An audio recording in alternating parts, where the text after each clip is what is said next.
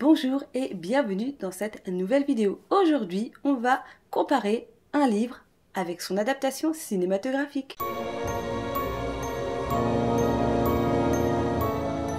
J'ai enfin vu le film La Dame en Noir et donc on va parler de cette comparaison avec le roman originel de Susan Hill. Alors ce roman est sorti en 1983 et Susan Hill c'est donc une romancière britannique qui n'est toujours pas décédée, elle est donc contemporaine à nous et pourtant quand on lit ce roman on a vraiment l'impression qu'il a été écrit au XVIIIe siècle. On a vraiment toute cette ambiance de cette époque là avec les premières voitures, cette ambiance très british de l'époque, on va dire ça comme ça. C'est une ambiance très gothique, ces ambiances remplies de brume avec ces temps très pluvieux qu'on peut trouver au Royaume-Uni. On est vraiment dans l'ambiance gothique de base, il manque plus qu'un château en Écosse et là on est dans le parfait topo. Mais à la place d'un château, eh bien nous avons un manoir qui est donc sur une espèce de presqu'île au milieu de tourbes, au milieu d'espèces de marécages. Voilà, c'est vraiment une ambiance très bizarre. Il y a juste un petit chemin pour accéder à ce manoir et donc l'histoire raconte cette arrivée de ce notaire qui doit donc faire une estimation du patrimoine d'une personne qui est décédée, la propriétaire de ce manoir. Ce manoir a une réputation très glauque, il est vraiment isolé dans une zone très particulière et donc ce notaire va se retrouver face à différentes contraintes, voilà, entre le village qui est juste à côté, voilà, qui n'a pas des très bons ressentis par rapport à cette maison. Je vais pas vous spoiler l'ensemble du bouquin, du pourquoi, du comment, vous le découvrirez en lisant ce livre, mais en gros, voilà, on le déconseille fortement d'aller là-bas et bah, qu'est-ce qu'il fait? Il va automatiquement aller là-bas parce qu'il doit regarder chaque papier que la personne a laissé pour savoir s'il n'y a pas des héritiers et tout ça, voilà. Et donc, il va se passer des choses un petit peu glauques sur place et il va se retrouver face à différents événements que la population est au courant. Il va voir que ce village a donc une malédiction due à ce manoir. Je ne vais pas rentrer plus dans les détails, sinon je vous spoil carrément tout le bouquin. Donc moi ce que j'ai aimé dans ce livre, c'est donc cette ambiance gothique, vraiment ces paysages très mystérieux, toute cette ambiance remplie de brume et ces apparitions fantasmatiques, que ce soit d'un point de vue visuel, auditif, sensoriel. Je trouve que ce roman est vraiment excellent sur ce point de vue-là. Je trouve qu'on rentre vraiment dans une ambiance un petit peu film d'horreur, mais pas trop. Moi, je trouve qu'on est plus sur un livre d'ambiance dite gothique. Ce livre a très peu d'action, c'est extrêmement lent. Comme je vous dis, c'est juste un notaire qui va donc dans ce manoir, visiter ce manoir pour retrouver des papiers et il va lui se passer quelques petits événements. Et donc, la seule action qui se passe, ce sont ces quelques événements et comme je vous dis, on est vraiment dans un ressenti. En parallèle, nous avons le film qui est sorti en 2012. C'est le film de James Watkins, l'adaptation de ce roman mot pour mot. Ce roman a déjà été adapté de différentes façons. Il a d'abord été adapté pour le théâtre et il y a aussi un téléfilm, alors que je n'ai pas vu malheureusement, mais apparemment un téléfilm qui est très connu dans la culture britannique. C'est un téléfilm en gros qui passe régulièrement à Noël, en tout cas dans les années 80, voilà, parce que je crois qu'il est sorti en 86, si je ne dis pas de bêtises, je ne l'ai pas noté dans mes petites notes. Voilà, je sais juste que c'est un téléfilm qui a marqué beaucoup de Britanniques parce que c'était le film d'horreur à voir à Noël, en tout cas qui sortait à Noël. Ce film a extrêmement été apprécié par le public.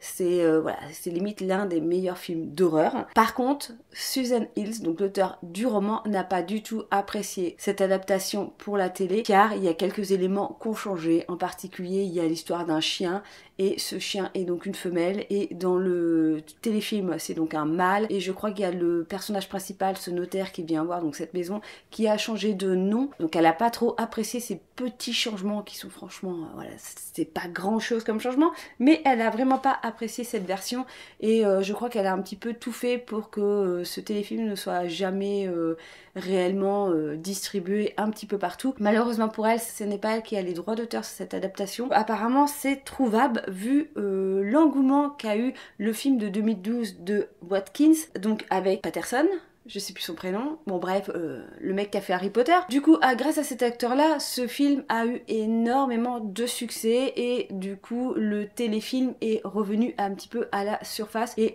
donc le film d'origine que je vous parle de 2012 est donc produit par la Hammer et la Hammer a racheté les droits du téléfilm pour le rediffuser en DVD, voilà.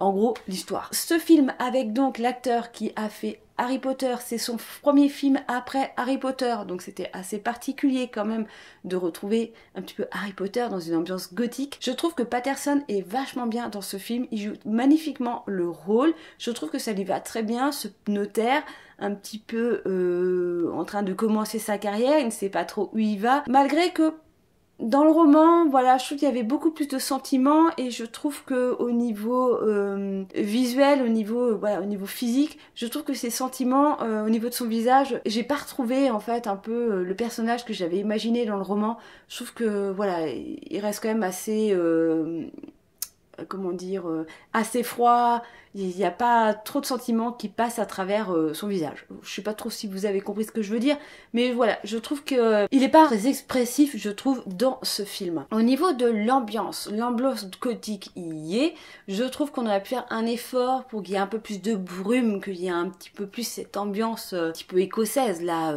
voilà, que c'est assez particulier au niveau de la photographie du film. Je pense qu'on aurait pu approfondir un petit peu plus les choses de ce côté-là. En ce qui concerne la Dame en Noir, je trouve qu'elle est peut-être un petit peu trop présente, un peu trop visible, alors que dans le roman et apparemment dans le téléfilm, elle est filmée, alors dans le téléfilm à ce qui paraît, elle est filmée de très très loin et donc c'est assez subjectif. Dans le roman, elle est aussi assez subjective. On n'en fait pas une vraie description, voilà, la Dame en Noir, en gros, je vais pas trop vous spoiler, mais vous avez compris que c'est un fantôme et donc on n'en voit vraiment que les formes. Je trouve que dans le film, elle est trop présente, on la voit de, pas, je vais pas dire de trop près, mais je trouve qu'elle est trop définie. Je trouve qu'il y a pas trop la notion de fantôme sur ça et c'est ce qui m'a un petit peu dérangée. Après je trouve que c'est vrai que dans le roman, comme tu disais, l'histoire, il n'y a pas beaucoup d'action, mais l'adaptation cinématographique, je trouve qu'il y a des scènes comme ça qui...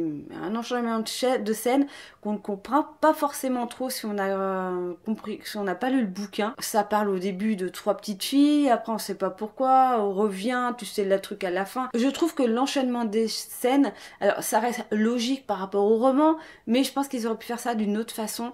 Et la vie au village, je trouve qu'elle est peut-être un petit peu trop développée par rapport au bouquin. Je suis pas rentrée vraiment complètement dans le film par rapport au livre. Le livre, je me suis émergée totalement dedans. Le film, beaucoup moins, je suis vraiment restée un peu en surface. Et alors là, le truc qui m'a le plus dérangé, c'est comme je vous dis, c'est quand même censé être le truc le plus horrifique. Alors pour moi, c'est pas un film d'horreur, c'est un film à suspense, un petit peu un thriller pour savoir le dénouement de cette affaire. On n'est pas vraiment dans une chasse aux fantômes. Putain, les jumpscares. Voilà, le fait qu'il y ait des moments, je vais pas dire un peu plats, mais comment dire, des choses qui te sautent à la gueule à l'écran. J'ai pas trouvé le terme en français, c'est jumpscare en anglais, des trucs où ça doit faire sursauter le spectateur. Je trouve qu'il y en a énormément dans ce film et ça n'était pas forcément utile. J'aurais préféré un film d'ambiance, un peu à la Projet Blair Witch, où c'est vraiment une ambiance sur la globalité du film qui fait que tu commences à avoir un peu les chocottes, à ne pas voir ce fantôme vraiment clairement, que là je trouve que voilà, le personnage du fantôme est trop visible et les jumpscares quoi... Il y en a trop. Et du coup, c'est pour ça que ce film, je le mets plus dans un film d'horreur adolescent que dans un vrai film d'horreur. Pour moi, c'est pas du tout un film d'horreur. C'est un film d'ambiance, mais ça s'arrête là. C'est en tout cas mon ressenti que j'ai sur ce film. Et donc, pour en venir à l'essentiel, est-ce que je vous conseille de voir ce film ou de lire le livre?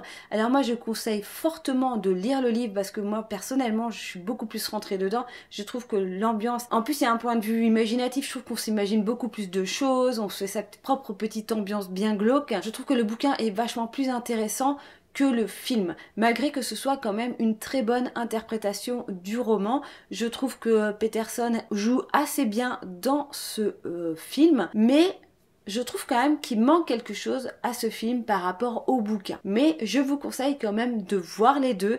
Je n'ai pas vu La Dame en Noir numéro 2, parce qu'il y a un numéro 2 au niveau du film. Je sais pas ce que ça donne, si c'est mieux, si c'est moins bien, je ne sais pas. Voilà, si vous n'avez pas de temps à perdre, regardez le film. Sinon, moi je vous conseille fortement de lire le livre. S'il faudrait en retenir qu'un seul, ce serait le bouquin. J'espère que cette vidéo vous a plu. N'hésitez pas à laisser des commentaires, à mettre un petit pouce en l'air, à partager cette vidéo. Voilà, comme d'habitude. Et si vous n'êtes pas abonné à ma chaîne, n'hésitez pas à le faire. Je vous fais plein de gros bisous et je vous dis à une prochaine vidéo.